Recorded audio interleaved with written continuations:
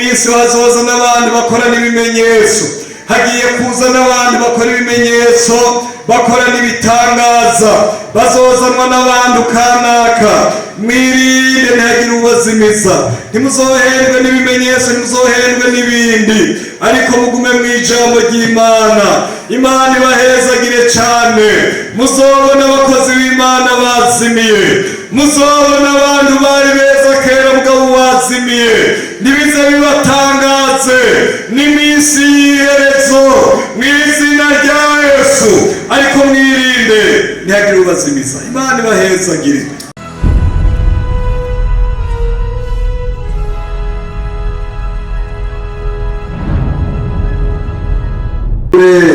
Niyo dukwira twese ibyiza, nimuje kubadandaza mwigurire, bakigiye kugura umukorashika, abiteguye binjirana nawe mu bukwe, urugi rurugagwa.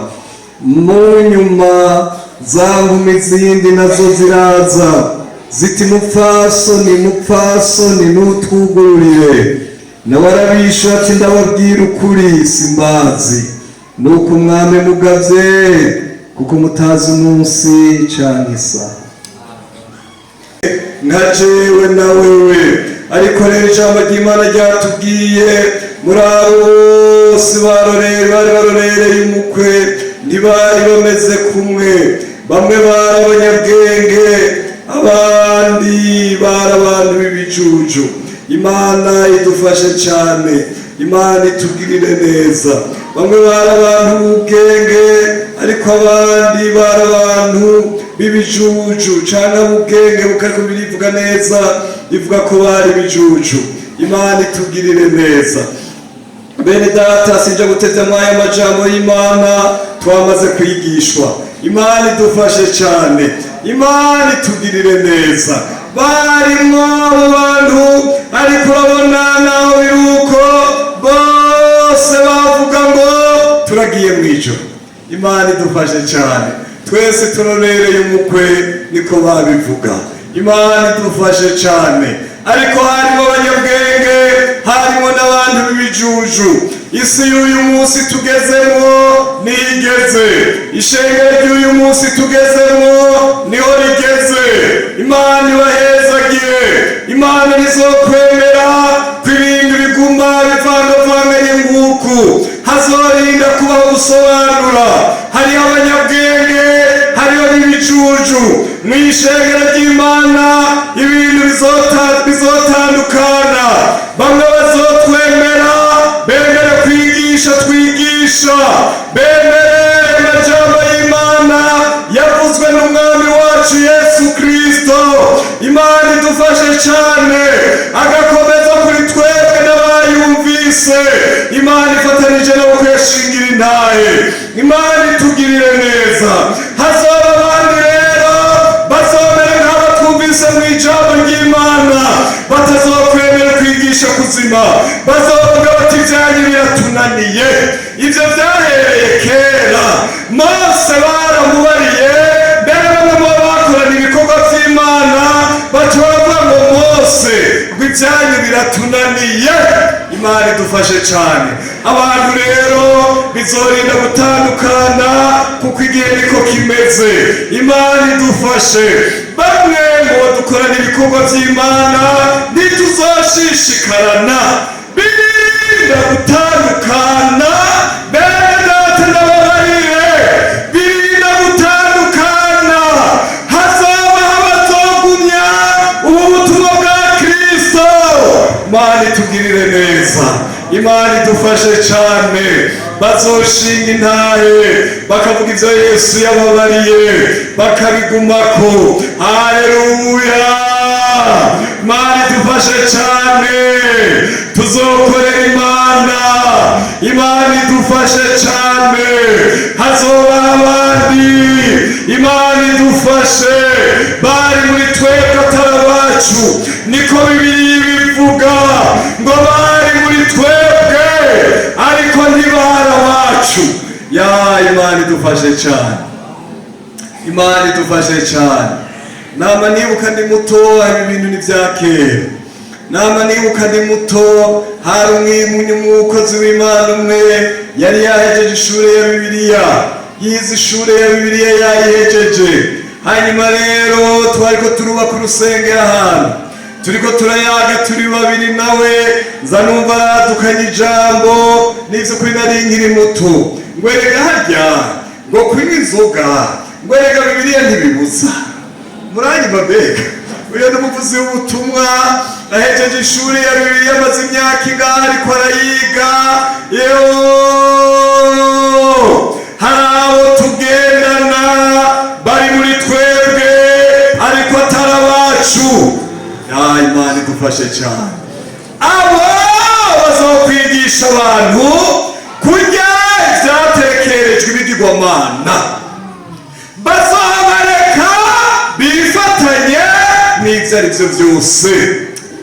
Imana idufashe cyane. Bazobemerera, Imana idufashe gusirimuka, Imana idufashe cyane, Imana itugirire neza. Iyi myaka ni imyaka igoye, hazoza ababemerera ko mushobora kwahukana mugasubira mukaza mukagira ubukwe. Imana idufashe cyane, Imana itugirire neza. Ariko ndashima Imana, hariho ab'Imana bazoguma ku vy'Imana yababariye. Mbega muranyumva? Mbega muranyumva? Bakozi b'Imana bahanikana turi kumwe, twoja he imbere y'ababungere bacu? Twoja he imbere y'ababungere bacu bakoreye Imana mu kuri, bakoreye Imana mu kugororoka? Twoja he hamwe hagize n'inyuguti dukurako? Bene data, twoja he? Twoja he? Mwiyumvire barakoreye Imana, barasaza bakoreye Imana barusha. Imana idufashe cyane nukuri. Bene data, Imana idufashe cyane. Uyu mwungere aherutse kugenda, imyaka yiwe yarimo ari imyaka y'intege z'umubiri, ariko akaguma guharanira ishengero ry'Imana. Yari yarambariye igihe kimwe, arambarira ngo ku mubiri ndashaje, ngo ariko mu mpemu ndi muzima. Arambarira nari umukirisi w'umudiyakoni, ari umupasiteri, ariko arambarira turi mu cuma ciwe turi babiri. Arambwira ngo ku mubiri ndashaje, ngo ariko mu mpemu ndi muzima, ngo niteguriye kurwanira ishengero, ngo n'imbere y'abanyica. Imana idufashe cyane, Imana itugirire neza. Narasubende mwibutsa amaze kuba umupasiteri mu myaka yiwe ya nyuma. Ndamubarira ngo wambariye uko ucagiye, arambarira ngo ndacavyibuka, ngo kandi narabikoze. Arandodagurira ibihe kanaka byamusabye guheba amagara, ariko aragwanira ishengero ry'Imana ngo niryinjire mu buyobe. Imana idufashe cyane, Imana itugirire neza. Twoja hehe imbere yiwe? Bapasiteri bagenzi banje, twajejwe ishengero ry'Imana muri iyi minsi, dusigaye inyuma yiwiwe. Bagenzi bene data bavuga butumwa, ndanezerewe ko mu ishengero ry'Imana ry'Ikiremba dufise abavuga butumwa nabo nyene bariko baravuga baheze amagara, barerekana ishengero inzira yo kuja mu ijuru. Ndanezerewe ko dufise mu ishengero abantu b'Imana bazima bahagaze neza, bariho. Imana itugirire neza. Turafise mu ishengero bwa Ikanka, turafise mu bundi bubwiriza, turafise mu misiyoni wacu, turafise na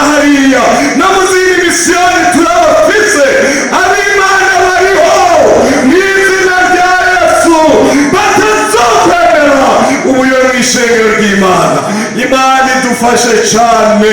Haleluya, haleluya, bariho amena babaririmbye bakavuga banje ndabazi, bari ku ikimenyetso n'icyo maraso. Imana idufashe cyane, niyo amaraso yasesetse ngo barafise ubazigama ni mwemu w'Imana bayobora. Imana idufashe cyane, Imana itugirire neza, ndanezerewe. Imana idufashe cyane, twoja hehe hamwe irishengero ryohindura imishatsi, ryo twoja hehe hamwe abagore bahana bo kwambara amapantaro. Pastor, twoja he, twoja he, twoja he, twoja he, twoja he hamwe abantu bohinduka bakayoberana. Tuzovuga ukuri kugeza ku iherezo. Imana idufashe cyane, Imana idufashe cyane, Imana idufashe cyane, Imana itugirire neza. Oh, Imana itugirire neza. Umwungere wacu no mu magara make yiwe, mu myaka yiwe ya nyuma yaravyuka akarira ishengero ry'Imana kugira ngo rije ku rutonde. Sinzovyibagira umunsi umwe babwiye kurongora ubwiriza bw'Imatana, ahantu bashasha hose hari aho baza kugira kuzazanira. Hanyuma rero ndagenda ku mugoroba ndamwihereranya, ndagenda kumurondera aho yaba, ndamubarira ivyo nari ngomba kumubarira. Hanyuma ariko ndamwitegereza, ndamubona n'amagara make, nkabona mbere ariko arasinzira, nkibaza ngo n'ivyo ndiko ndamubarira ariko aravyumva, mugabo ntaco ndabimubarira. Hanyuma rero turanasezerana, nta vyinshi yambariye kuko ndabona umenga ariko arasinzira. Ariko umuntu umwe arambarira ati saa 10 y'ijoro yavyutse gusenga, arapfukama arasenga. Uyo muntu arambarira ngo ariko umwungere aragukunda, ngo yagusenge, yagusenge.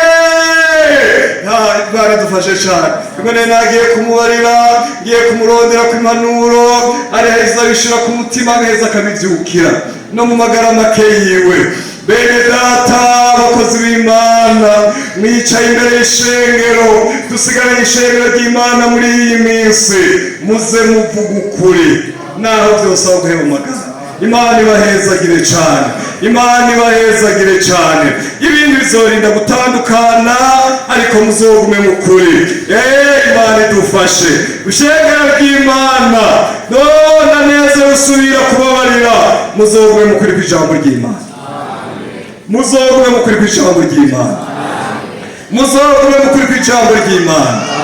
Hazoza izindi nyeretsi zizorondera kubakoranya, zizobona ko zize Bibiliya cyane, zizobona ko zagenze ibihugu byinshi, zizobabwira ibitari byo, bizoba ari ibinyoma bibirirwamo abantu barakavumwa mu izina rya Yesu. Imana idufashe cyane, Imana itugirire neza, Imana idufashe cyane, Imana idufashe cyane, Imana itugirire neza. Bene data, Imana ibahezagire. Ya haleluya, Imana ibahezagire cyane. Iyi minsi yo kuvuka ku mwami wacu ni minsi igoye, ariko Imana izobana n'abantu bayo. Hano rero tubona ngaha mu ijambo ry'Imana, turabona ngaha aba bantu bavuga ati turorereye umukwe. Ariko bene data, ikintu kibabaje, ya Imana idufashe cyane, babone kumenga n'abantu beza, bose bamenga barasa ariko ntibasa. Abubwenge bari barabimenye, bararondera amatara bashiramo amavuta, ariko bararondera n'ayandi mavuta barashira iruhande kugira ngo urugendo rushobora kuba rurerure, igihe cyo kurorera gishobora kuba kirekire. Mu izina rya Yesu, Imana idufashe cyane, Imana itugirire neza. Baravuga ati turarindiriye, ntituzi icyo gihe cyo kurindira ingene kingana, reka turondere n'ayandi mavuta. Imana ibahezagire. Abantu nk'abo rero n'abo bantu bakomeje basenga muri iyi minsi. Imana idufashe cyane. Baba ngo twarakijijwe, twararonse mpwemu yera, ariko tugomba dushishikare twuzure mpwemu yera. Ibihe bigoye byo kuvyivya inyigisho z'ibinyoma ntibizodutera ingorane. Ibihe bigoye by'abigisha ibitari byo, ibihe bigoye by'abacisha iruhande ntibizobuze kwinjira mu bwami bwa data. Bene data, abantu bazotanga ku mwikomo. Hari abantu ngo bagwanye rero ngo baragwana baraterana ibidaji, hanyuma rero baca barapfa. Bapfuye bose ngo baca bagenda hari ikuzimu. Ya Imana idufashe. Hanyuma rero mu kibazo bari muri ayo magogo bariko barababarizwa, umwe bakabwira mugenzi we, urabona ikibi wankoreye, urabona ikibi wankoreye, iyo ataba wewe sinari kuba ndi ngaha. No kwihanye ibyaha. Imana idufashe cyane, Imana itugirire neza. Bene data, Imana idufashe, Imana itugirire neza. Hazoba gutana ku mwikomo, ariko abantu b'Imana bazima bariko bararondera kuzura mpwemu, barondera kuzura mpwemu, bariko barasenga bakomeje, bariko barasoma ijambo y'Imana. Hari iwabo bariko bariga ijambo ry'Imana, hari iwabo bariko barasenga mu izina rya Yesu. Abantu b'ubwenge bariko bararondera kuzura mpwemu ye. Imana idufashe cyane. Ya Imana itugirire neza.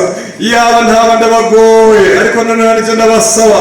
Naca ndakubaza ntiyo iwabo none noba ndabagoye, reka sinirwe ndabagora.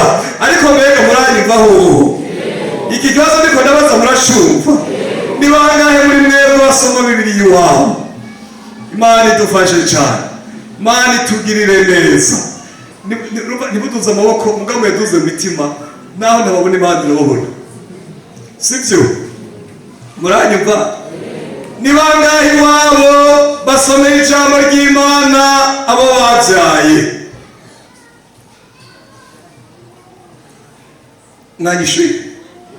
Mwanyishuye?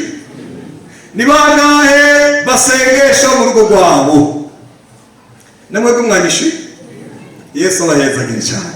Sinzi ngene mungana, ariko Imana ibahezagire. Abantu bagize ubwenge muri iyi minsi bariko bararondera kuzura mpwemu yera. Bageze mu bihe byiza baca bironderera n'abo bavyaye, baca bironderera n'abakazana babo, baca bironderera n'abuzukuru. Kandi umuntu wese atanga ico afise, utacagira ntaco atanga. Kuko udasenga udasoma ijambo ry'Imana nta n'urisomera, kuko ntazivuga uti vyaryoheye ngira ndabihe mugenzanje. Imana idufashe. Uriko arahunga urupfu rw'abadayimoni, ariko arahanura n'abandi ngo bahunge. Imana idufashe. Abo bantu rero ubwenge, Imana itugirire neza, Imana idufashe. Baca bararondera amavuta. Ya Imana itugirire neza, barondera kuzura mpwemu yera. Ndagomba shengere ry'Imana turi kumwe, mwuzure mpwemu yera. Imana idufashe. Muntu w'Imana ni uzure mpwemu, ntaco guhazata n'ibya Yesu. Bikuzura ubugingo umwete wiwe, Yesu niwe yabisezeranye. Unyotewe zosuka kw'amazi, imigezi ze kw'isi yumye. Nyugururira ndabakuvugisha, undondera wesa ndabona. Imana ibahezagire cyane. Amena. Abo bantu b'ubwenge ntibapfa uko babayeho mu ishengero. Si ukuvuga ko batazi ko Yesu azoza, twese turabizi umenga turaroreye. Ariko kuri bamwe hariho gusama, bamwe barasamaye, abandi barakomeje babirondera, baravyuka bagasenga, abandi baryamye, bashika muhira bagapfukama bagasenga, hariyo bariko bararima bagasenga, iyo muri we bari mu nzira bagasenga, bakamenya ngo ndarorereye umwami. Imana idufashe cyane. Umuntu umwe yari yeretswe abona abantu batagiye mu ijuru, asanga babujijwe n'ibyaha bitomenga byari bitaba, byari bibayabaye kakandi kantaco bene data baririmba. Aca arabaza ati none gamana nimba bimeze uku ninde azoshika mu ijuru? Aca arabwirwa ngo uzoshika mu ijuru n'umuntu asenga udasiba, yama imbere y'Imana asenga, avuga ngo mbabarira Mana, mbabarira Mana. Haleluya. Avuga ati singomba kuzoba umuhombe, singomba kuzoba umuhombe, mbabarira Mana, mbabarira. Ya haleluya. Yashika muhira ati Mana, urabona ndafise umugore, uyu mugore mwami Mana iyo wafashe tana mucamwo, reka ndamuhamagare dupfukame dusenge, kuko niyo tuzoneshereza. Ndafise abana bohava bazongora, ngazohava ncumuzwa nabo, reka ndabahamagare dusenge twiga ijambo ry'Imana. Umuntu nguyo nibazoshika mu ijuru. Imana ibahezagire cane. Bene data, abantu bazosigazwa asuko batabimenye, bazoba babizi, ariko akagafyinyi niko kazobasigaza. Izi nkumi z'ibijuju zagize agafyinyi, ngo none naka yakije jewe sindiko ndaza, naka bacanye itara jewe sindiko ndacana, none dutandukaniye hehe? Ariko yari afise amavuta ari iruhande. Mwebwe namwe umuntu agamo none naka yuse gusenga, jewe simaguruka ngasenga, naka muri bitamenyekana, jewe simaje muri bitamenyekana, naka kwa ririmba, none jewe sindirimba, ariko ivy'Imana biri hariya. Hari irindi jwi bavugana, we mutavugana. Imana idufashe cyane, Imana itugirire neza. Amena. Haleluya. Ndaguhanuye mugenzi, iki gihe bigishoboka urondere kuzura muhemu w'Imana. Imana idufashe cyane, urondere kuzura muhemu w'Imana.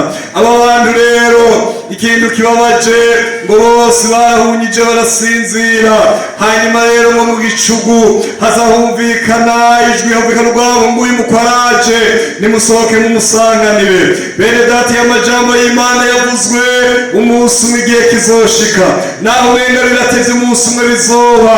Haleluya. Tuzokumva kamo, haleluya, tuzokumva kamo k'inzamba. Ya haleluya, haleluya, tuzokumva ijwi. Imana idufashe cane, bakamo kumarayika mukuru. Ya Imana itugirire neza, asemera ngo wino mumusanganire. Amena. Haleluya. Hanyuma rero ngo abantu batabimenye ngo baca basanga amatara yabo ndakiriko araka, barondera amavuta ngo bashiremo ntayo bari bafise. Imana idufashe, bagenda kuri babandi ati dutabaze, dutabaze amavuta. Bene data, uyu munsi umuntu yaguhanura ntiwemere, ariko ejo uzobigomba kuguhanura. Imana idufashe cyane. Uyu munsi ujya gusenga ntiwemere, ariko ejo uzabirondera. Imana itugirire neza.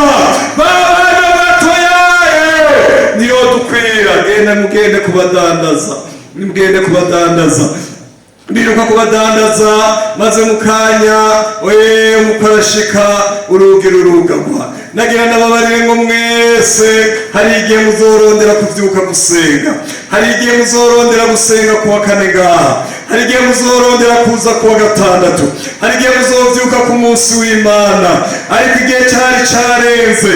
Imana idufashe cane, cari carenze kuraba. Baca baraza bati mufasoni, mufasoni n'utwugururire. Aca arababarira ati sindabazi, sinzi niyo muvuye. Imana idufashe cane. Yesu ntibizomutera isoni kubarira umuntu mwari muzi ko amenyekana ngo sindakuzi. murabyumva mbega muranyumva? ntibizomutera isoni kubarira umuntu mwari muzi ko amenyekana ngo sindakuzi, kuko uyo munsi azoba yicaye ku ntebe y'imanza. Imana idufashe cyane. umwana umwe ngo muri Shanghai yariko aranyonga imodoka, araheza agira amakosa, Imana idufashe cyane, aragonga. hanyuma rero ko yononye ibintu baramugirira dosiye, bategeza kumucira urubanza. se niwe yari umucamanza. uyo mwanya rero se niwe yari umukuru w'intahe. hanyuma rero wa mwana baramuregukana mu rubanza. Imana idufashe. se wiwe rero wa mwana hatangura kuza kandi ati ko ari papa ari warongoye intahe, ndazi ntacyo nja kuba. se wiwe ngo aratangura aramubaza, wa mwana canke wa musore witwa nde? izina ryawe ninde? atangura guteba kurivuga. Imana idufashe. amubaza irindi, so yitwa nde? aramubaza ati so yitwa nde? uyu yari se rero wiwe yari yicaye ku ntebe y'imanza, nawe yatangura guteba kurivuga. amubaza nyina wiwe. mu nyuma rero wa mwana baramubaza ati none ga papa, aho ntunzi n'ingomezi nyinshi. se wiwe caramubarira ngo sindakuzi, ishuri ibibazo byose naho ndakuzi, sindakuzi. vyari bitewe n'iki? uyo mwanya ntiyari se wiwe, uyo mwanya ari umucamanza. Imana idufashe cyane. hari umunsi imbabazi zizohera, hari umunsi Yesu azokwicara ku ntebe y'imanza. uzovuga ngo twarasangira, uzovuga ngo warankoresha ibikorwa bikomeye, narasenda abadayimoni mu izina ryawe. azovuga ngo sinigeze ndakumenya. Imana idufashe cyane. azovuga ngo sinigeze ndakumenya. nitwiyuhagira ubumane bw'umubiri n'ubw'umutima, kubabera tugushikishe, kubaha Imana hamwe no gusenga. eba Kristo nitwisuzume, turabe ko twanduje wa mwambaro, kuko wanduje uwo mwambaro nazinjira mu bukwe bwo mw'ijuru. nitwiyuhagira ubumane bw'umubiri n'ubw'umutima, kubabera tugushikishe, kubaha Imana hamwe no gusenga. nitwiyuhagira ubumane bw'umubiri n'ubw'umutima, kubabera tugushikishe, kubaha Imana hamwe no gusenga. Yesu abahezagire cyane. nagira ndakubarira Yesu ntibizomutera isoni kukubarira ngo sinigeze ndakumenya. viraho mwabakora biziramwe. bene data, Imana ibahezagire. ndifuza ko ata muntu muri mwebwe azobarirwa ijambo nk'iryo. Imana idufashe cyane. iki gihe gishoboka bene data, nimurondere Imana. Imana ibahezagire cyane. iki gihe gishoboka, nimurondere Uhoraho. iki gihe gishoboka, nimurondere amavuta y'Imana. Imana idufashe. navuze ko ndaje gusoma amajambo menshi, ariko muzosoma hariya Mose 8:11, ujya murongo wa 13. abantu b'inkumi nziza n'imisore bazorabikwa n'inyota, bazova ku kiyaga baje ku kindi, barondera ijambo ry'Imana ariko ntibazoribona. bene data, iki gihe abantu batagomba kugira umwete wo gusenga, iki gihe abantu batagomba kurondera ijambo ry'Imana, hazogira igihe bazorirondera bataribona. iki gihe abantu bagomba inyigisho zitarizo, bagomba baborohereza. hari igihe bazovuga ati ndonderera naka niwe yampenze, naka niwe yampenze, wa mwari Matayo niwe yampenze. haleluya! wa mwari Matayo niwe yampenze. ninjira mu buyobe, ninjira mu busambanyi, itugirire neza. Hazogera igihe abantu bazotanga kw'ibirake, bazorondera ijambo ry'Imana ry'ukuri, bazovamo n'aka niwe yigisha by'ukuri. Imana idufashe, ntibazoba bakigishoboka, ntibazoba bakibibona. Bene data, murondera uhoraho iki gihe bigishoboka. Imana idufashe cyane, murondera uhoraho iki gihe bigishoboka. Imana ibahezagire cyane, murondera uhoraho, murondere kuzura muhemu yera. Ntihagire umuntu wikanka azobarirwa ngo sinigeze ndakumenya. Reka gusa n'abandi bantu bose, iyi nzira ija mu ijuru n'inzira ifunganye. Bene data, ngo abahaca ni bake, ariko nishikana mu ijuru. Hariho iyindi nzira yagutse, abantu bagenda na Bibiliya na vya bindi mwarimu yatubwiye, arongowe n'Imana, akagenda na Bibiliya n'amarangi yuzuye umuntu atakimenyekana, akagenda na Bibiliya n'ibindi bintu n'imishatsi itakiriye Imana yamuhaye, akagenda na Bibiliya kandi yambaye ubusa. Yajya inzira yagutse, hariho abavugira inzira yagutse, nabo bariya batwavuga ijambo ry'Imana.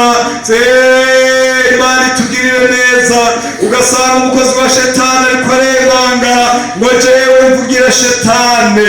Vyopfuma n'uyu oye gusumba umuntu ari mw'ishengero, gusumvya umuntu yahawe ibikorwa n'Imana akavugira shetani yiyobetse. Imana itugirire neza, Imana igufashe mugenzi. Urakwiye mpwemu yera kugira ngo ntuzokwemere ibitaja ntibize. Yesu abahezagire cyane, Yesu abagirire neza. Imana idufashe cyane. Yesu ntazokwe ngo sinigeze ndakumenya n'ibikorwa akoze mu ishengero ry'Imana. Imana ibahezagire cyane, Imana ibahezagire cyane, Imana ibahezagire cyane.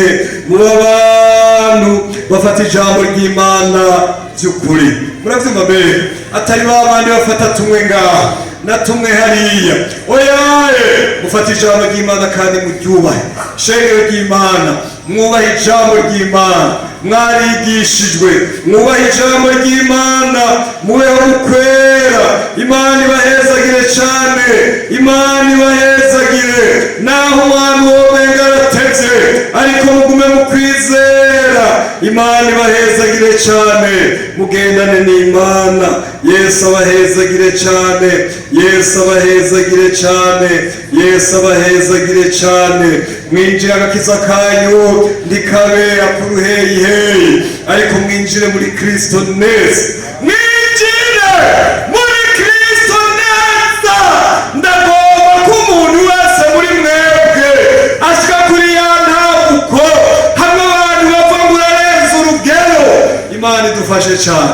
Abantu bose bagomba kuba abantu babaye, abantu basa n'abandi bose ngo bashimwe n'abantu.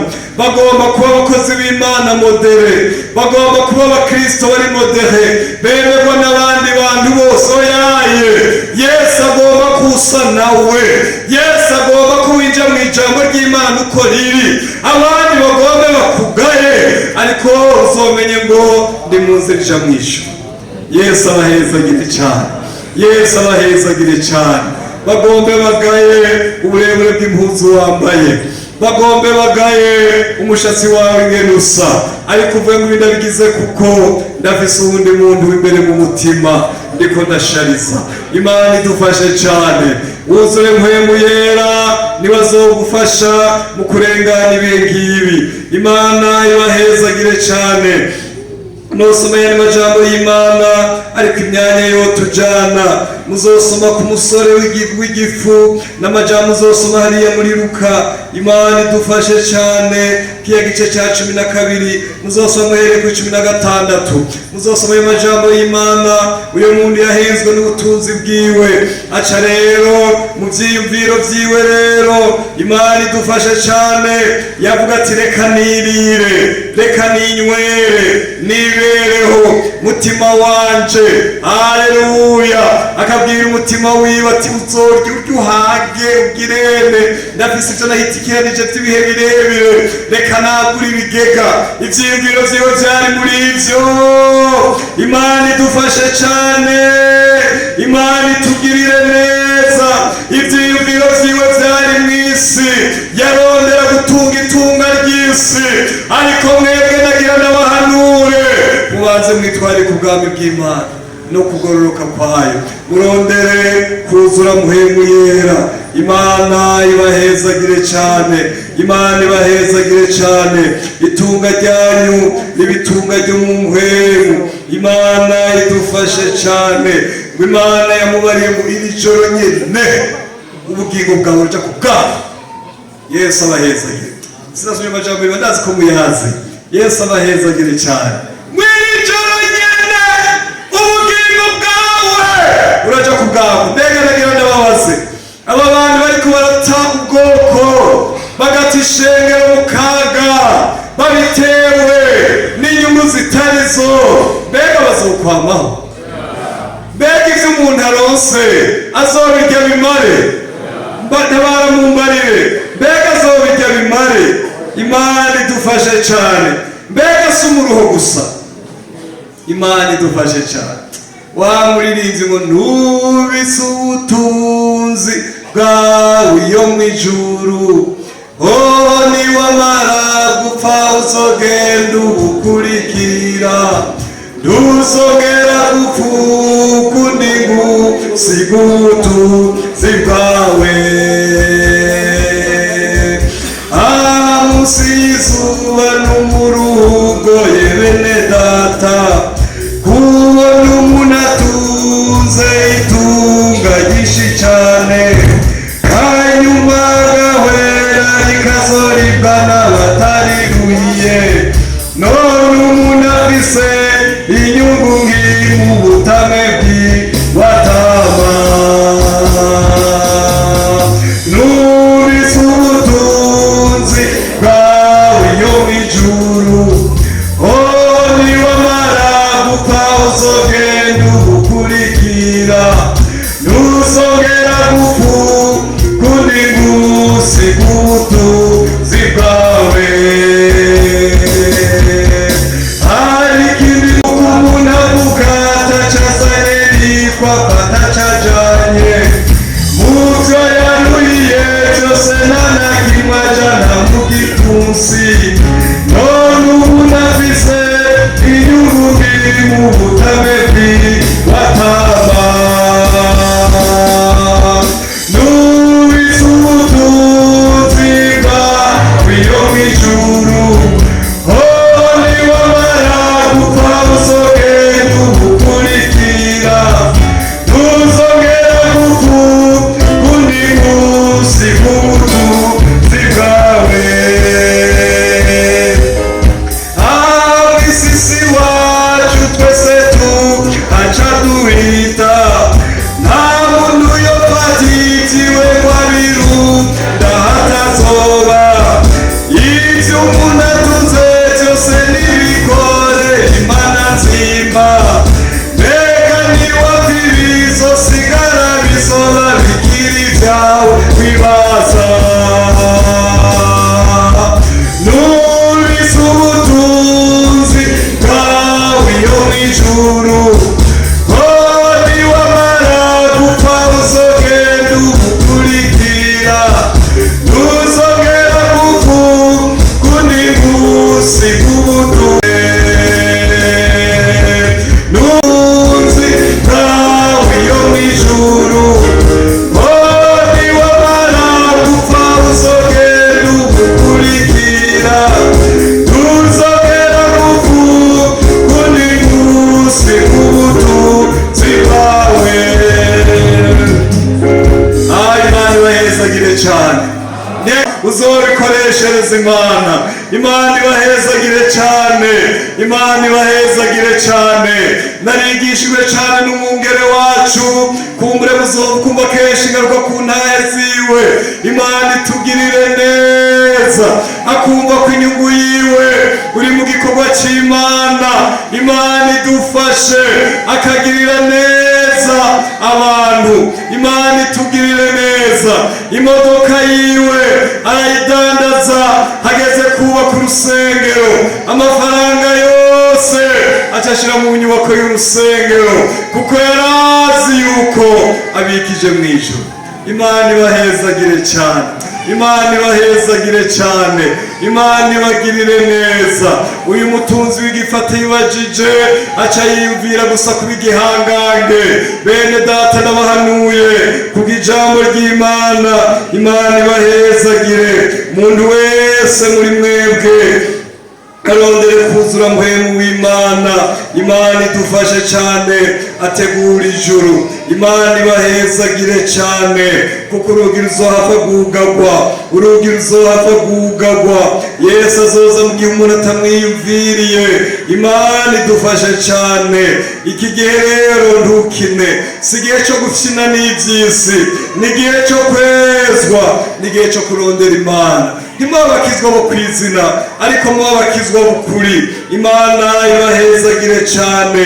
Mw'abantu bakangutse muri mwe munojame bareshi ntosoma ngo mwebwe ntimusinzire, ntimuraba ijoro ngo musinzire, ariko muri abana b'umuco. Nimukanguke mwebwe, mugire impwemu nzima, mugire amaso abona. Murabyumva bene data, mugire amaso abona, mugire impwemu abereka ibihaho bigeze, mugire impwemu abereka igihe kigeze. Tugire impwemu adutandukaniriza mu izina rya Yesu. Inyigisho y'ukuri n'itari y'ukuri adutandukaniriza. Haleluya. Abatubwira ukuri n'abatubwira ibinyoma. Imana ibahezagire. Wamenyereje gusoma yandi majambo, ariko imyanya yo tujana.